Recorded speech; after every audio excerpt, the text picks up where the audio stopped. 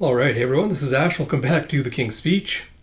Sorry I've been MIA from the channel for a little while, but just had some personal stuff that's been eating up my time.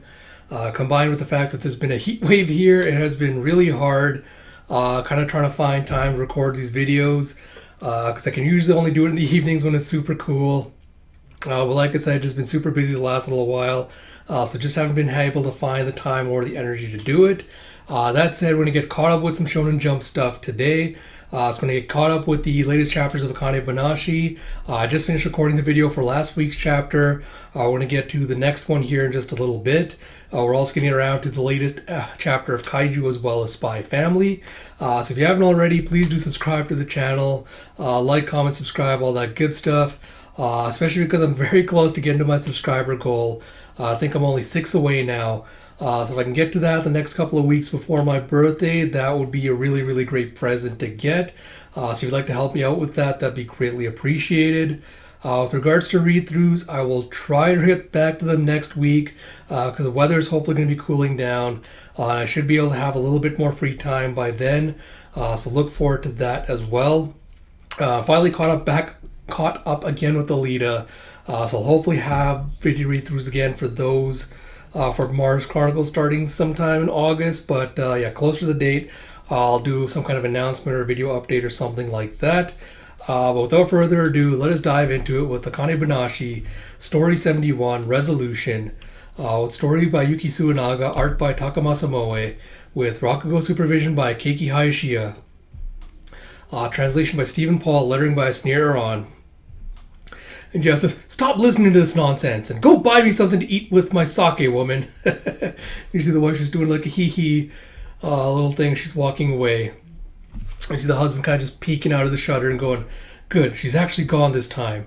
It's like, I can't believe she heard everything I said. How am I supposed to act around her tomorrow?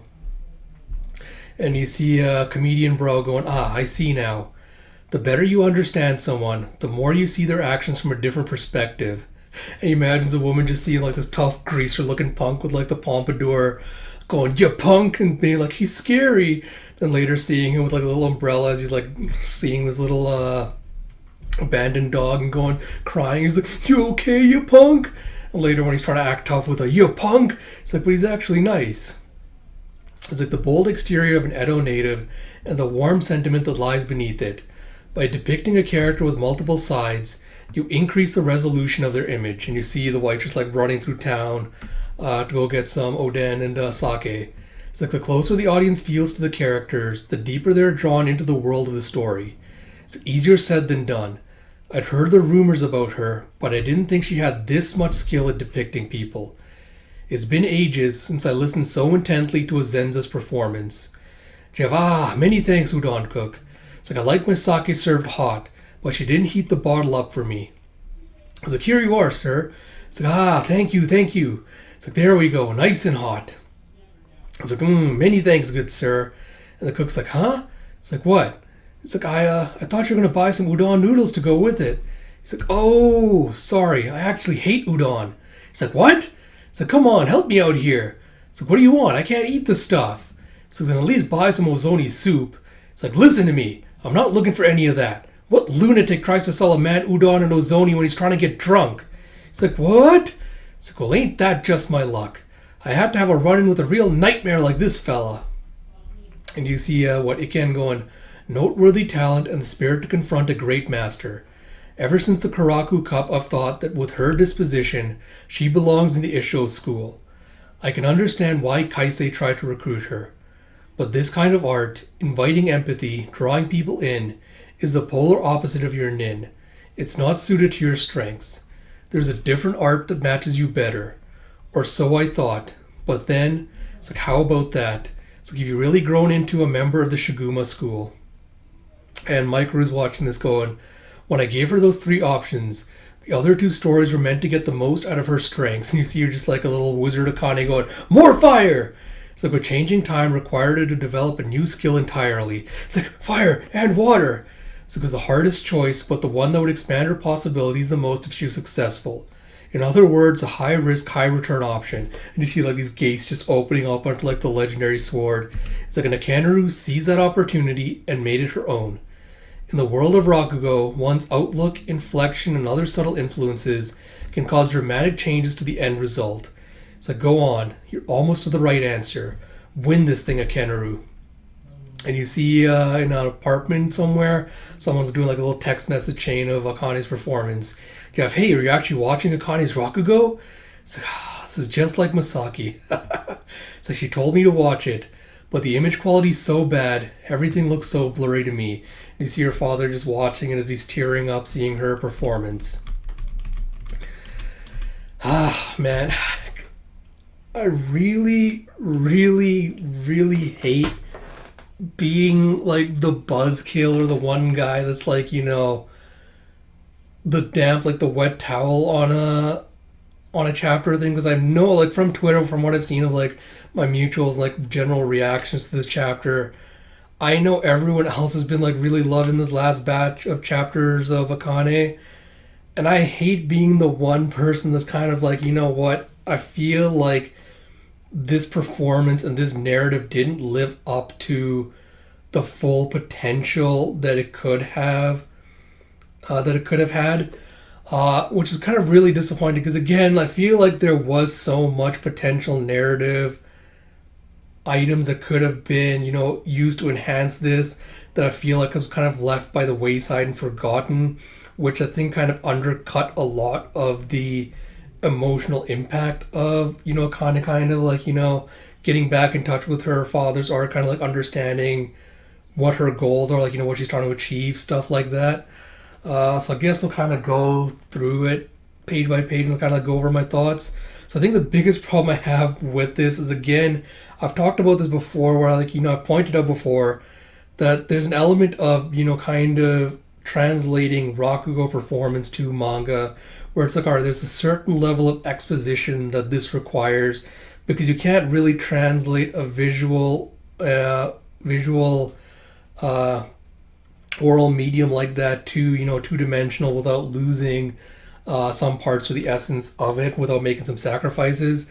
So in that regard, like, I understand the need, like, you need to have some exposition to kind of kind of explain what's going on, kind of explain what the audience's reaction is supposed to be, like what the performers trying to achieve, stuff like that. But I feel like this uses exposition in the wrong way, but kind of telling you, what the strengths of Akane's performance are supposed to be, why it's a compelling performance, things like that, rather than kind of showing us and making us understand why it's a compelling performance. Because you have the comedian guy being like, the better you understand someone, the more you see their actions from a different perspective. And again, this was something I kind of talked about, like, way back when we're first setting up for this tournament arc, where I was talking about, like, I'd like to see Akane kind of like, having imaginary conversations with her father. I can't remember specifically if I mentioned she should go and like talk to her the other students and things, but I feel like that's what's missing from a lot of this, is we didn't really see Akane doing the legwork, or we didn't really see her going to the other students, going to her mother, trying to ask questions to them, trying to understand, these different facets of her father. Because it's a thing like everyone can understand, like, you show different sides of yourself to different people depending on what kind of relationship you have with them, the closeness of that relationship, etc., filter through, their own preconceptions, things like that about the person. So I feel like the narrative strength of this performance should have come from us seeing Akane finding out more about her father, finding out more about the different sides of him, right? And kind of incorporating all those different elements into her performance, rather than just the narrative telling us, like, this better you understand someone, the more you see their actions, she's portraying her father really well. It's like, she's got this much skill at depicting people, stuff like that. Like, we're being told she's done all this work. We never saw her doing all of the work that's going into this performance that we're being told went into this performance. So I think that's the biggest kind of like pitfall that this narrative fell into, was not showcasing any of that, rather just telling us it's happening. So yeah, I think that's the biggest disappointment to me, is not showcasing those relationships. And I think the other thing with that was, like, inviting into empathy, all that stuff. Like, again, I don't think the performance really does much to kind of like, really enthrall people to be like, this is a common experience everyone has. I don't think it has really that personal touch apart from Akane being like, I'm doing this for my father, etc., etc., etc. I don't think there's anything in the performance that really draws the audience into it that I can see. That makes them kind of think like, oh, she's kind of showing off like all these different facets and things like that. So yeah, I don't know. It's really disappointing to me that a lot of this chapter is just people telling us like, Akane's become so great. She's mastered all these skills. Like, she's done this. Like, oh, she's really coming into her own. She's really like, mastering like all these different strengths and stuff. Like, we're being told rather than shown it, and I wish we'd been shown it instead. But yeah, because I think the biggest disappointment to me, I think, with this chapter specifically, is the relationship between Akane and her father, and like how much she idolized him was the biggest draw for me in the prologue chapter, like in the pilot first chapter. The strength of that relationship and how it was depicted was, to me, the thing that roped me in and kind of like got me invested in this series. So the fact that I'm one of the people that it's not very hard to make me get super emotional, get super invested in a relationship. I will literally cry, tear up at the drop of a hat, have my guts, ripped up, heart ripped apart by the simplest of emotional beats if they're executed well. So the fact that, her father's watching his performance and kind of being like getting all emotional over it is doing nothing to me, I think is kind of the greatest indictment of this narrative. Is like it just has made me feel absolutely nothing, which, given like this was what drew me to the series in the first place, is kind of disappointing. So yeah, I don't know, like, again, I feel like all the other performances and stuff, there was enough elements in there with the art, with the storytelling, that I could buy Akane's victories in those. I could buy that she was able to overcome the other challenges, that she gave the best performance. And I don't get that sense in this one, in this performance especially. In this one, it feels more like the narrative's trying to convince me that she gave a really compelling one that, kind of appealed to the hearts of everyone and kind of drew them in, rather than kind of showing me exactly what the narrative's telling me. Like, oh, she's changed so much, she's gotten so skilled, etc., etc. So a little bit disappointing, but it is what it is. With that all said, I hope you did all enjoy this video despite my numerous criticisms about it.